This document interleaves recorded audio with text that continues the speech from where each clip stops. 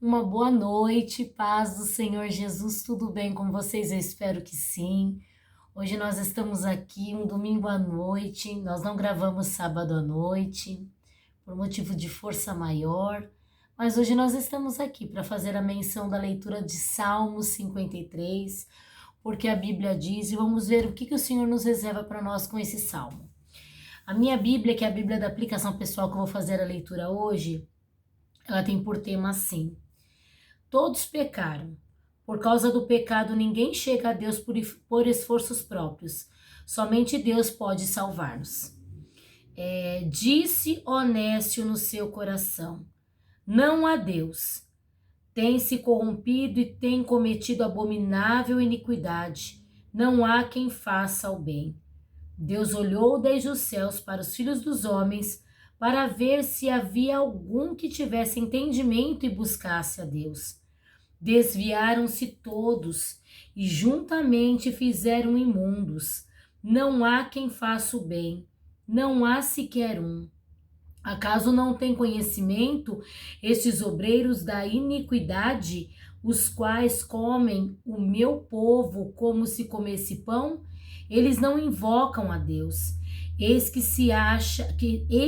se acharam em grande temor, onde temor não havia, porque Deus espalhou os ossos daqueles que cercavam. Tu os confundiste, porque Deus os rejeitou. Ó, se de Sião já viesse a salvação de Israel, quando Deus fizer voltar os cativos do seu povo, então regozijará Jacó e se alegrará Israel de alegria. Lendo esse texto bíblico, eu percebi algo, que esse texto ele vai tratar da incredulidade dos nércios. Ele vai tratar da vida daqueles ateus que não creem que há um Deus poderoso que existe. Pessoas que acreditam que a força do seu braço é suficiente para que ela esteja viva e pronto. E lendo, muitas vezes a gente descobre que há pessoas que são ateus e que são cultas, que são educadas, mas elas não têm a sabedoria divina de crer que há um Deus poderoso que enviou o seu Filho amado Jesus Cristo para com as nossas vidas. E lendo aqui o estudo da palavra do Senhor, eu descubro que aqui nós temos a repetição do Salmo 14, com algumas pequenas alterações e acréscimo das duas últimas linhas do verso 5. Um dos músicos do santuário revisou o salmo original de modo a adequá-lo a uma nova ocasião, talvez a derrota do exército assírio no tempo do rei Ezequias. Verso 5, Isaías 37. É bom adaptar o cântico a cânticos mais antigos para celebrar novas experiências com o Senhor. Mas aqui, quando fala de Isaías 37, versículo 5, eu gostaria de saber qual que é o cenário disso. Porque muitas vezes a gente fala, mas nós não temos a ciência. E os servos do rei Ezequias vieram a Isaías, e Isaías lhe disse: assim direi o vosso amo, assim diz o Senhor, não temas à vista das palavras que ouvistes, com as quais os servos do rei da Síria de mim blasfemaram. Eis que porém nele um espírito, e ele ouvirá um rumor, e voltará para a sua terra, e falo-ei cair morto a espada na sua terra. Então, esse salmo está nos remetendo àquela passagem, lembra? De Senaqueribe, o rei da Síria, que se levanta contra Ezequias, e o povo de Ezequias envia mensageiros declarando palavras ofensivas, palavras de temor, para colocar Ezequias em desespero. E diz a palavra do Senhor que Ezequias pega a carta, entra dentro do templo e apresenta ao Senhor. Irmãos, e eu acho tão interessante quando Deus ele vem com essas palavras, que muitas vezes a gente fala, mas está repetindo o Salmo de novo. Se você for lá em Salmos 14, nós vamos nos deparar com essa situação de novo. Mas aí eu costumo falar que eu vejo Deus nos detalhes. Por que que será que o Senhor está falando conosco em outro texto bíblico, mas com um teor da mesma mensagem? Significa que o Senhor está colocando por terra toda sentença de medo contra a minha e contra a tua vida. O ímpio, ele despreza, ele nega a existência de Deus. Ele crê que pelos próprios méritos e a força do seu braço, ele é suficientemente poderoso para conquistar.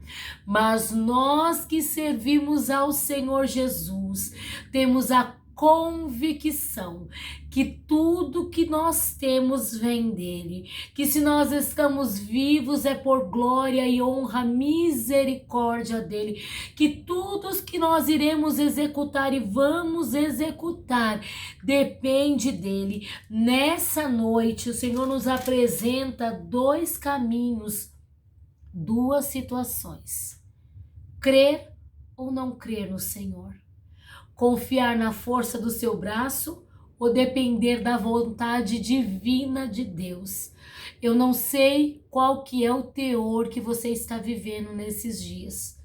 Eu não sei se são afrontas que você está vivendo, mas nessa noite, mais uma vez, através do contexto bíblico da palavra do Senhor, o Senhor nos convida a entrar dentro do templo e apresentar as nossas causas diante do Senhor.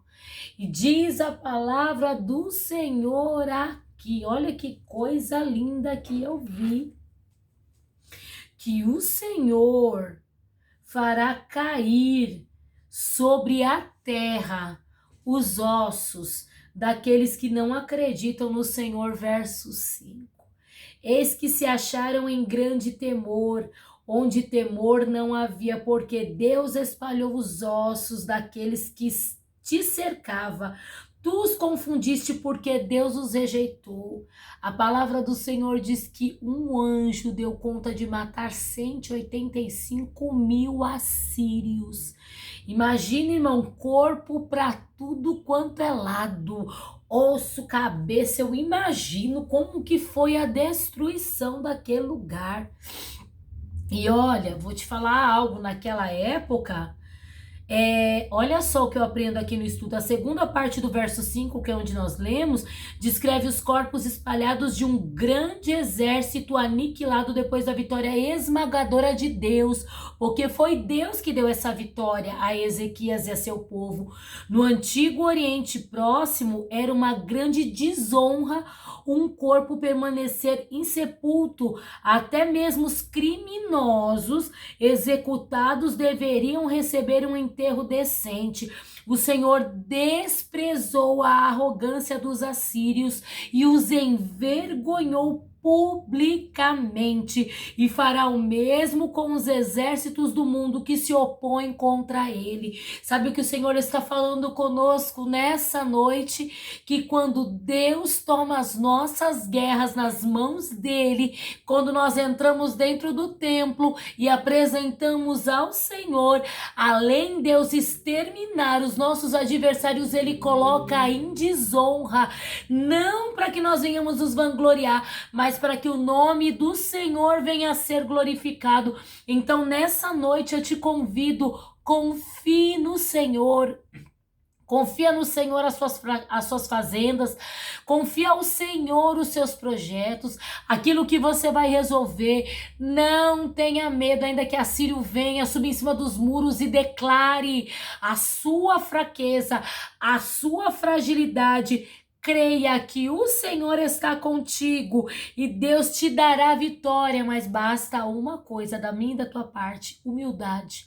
Porque a Bíblia fala aqui que o que estragou os assírios foi a arrogância, a jactância. A pessoa que é orgulhosa, irmão, a pessoa que ela é soberba, ela é terrível. E a soberba não faz parte de Deus, porque Jesus, ele foi humilde a entender o propósito divino de Deus sobre a face da terra pela minha e para a tua vida. Então que nessa noite, se for necessário, volta lá no Salmo 14, puxa aí na parte do YouTube e vai ver o que o Senhor continua falando contigo acerca dessa situação. Agora, se você já recebeu vitória, se Deus já enviou o anjo no arraial e destruiu 185 mil assírios, peça para que o Senhor venha guardar o seu coração, porque diz a palavra do Senhor também, que lá na frente Ezequias ele se precipita. Depois da vitória, depois da cura maravilhosíssima, povos da Babilônia vêm até a terra dele para saber o que aconteceu. E diz a palavra do Senhor que ele sai abrindo o palácio, mostrando tudo. E aí daqui a pouco aparece Isaías na porta da casa dele falando assim: "Ô Ezequias, o que tu fez?" Lembra desse texto bíblico? Shhh, quietinho. Tribute tudo aquilo que você conseguir ao Senhor Jesus o Cristo. Dê a Ele todo o louvor, toda a honra e glória merecida. E você vai ver as grandes vitórias que o Senhor vai conceder sobre a tua vida, casa e família. E não temos assírios, porque eles são inimigos do Senhor. E os inimigos do Senhor, o nosso Deus, dá conta de resolver. Então somente se permaneça na humildade, buscando e tributando a Deus todo louvor, toda honra, toda glória. Que Jesus em Cristo te abençoe, fica com Deus e a paz do Senhor Jesus.